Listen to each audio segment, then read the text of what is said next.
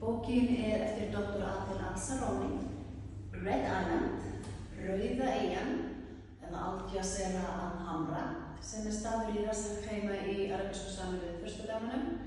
Þetta skáldsaga sem að mörgu leyti byggð á sannsögum, lögum, atburðum. Bókin gefur mikla innsýn inn í kúltúr Emirata hjá þeim innfæddu í Sameinuðu arabísku furstadæmunum sem vegur minna en 10% af þjóðinni allri. Þeir vernda kúltúrin mjög vel en þú fær mjög góða innsýn. Bókin ástarsaga og ástarsögur í mismunandi formi. Yfir höfuð bókin mikið til áskoranir, flóknar ákvarðanir sem tengjast ástinni og lífinu sem við mannfólkið glímum öll við og þurfum að fara gegnum í mismunandi formi. Kúltúrin kemur mjög sterkt fram í bókinni.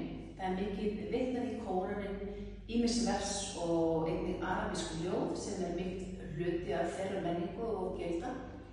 Einnig notuð ýmis arabísk orð sem ekki þýdd.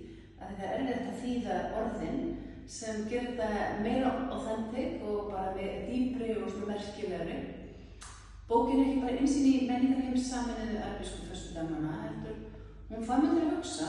Hún spennandi, skemmtileg og skapandi. Hún alveg einstaklega vel skrifuð.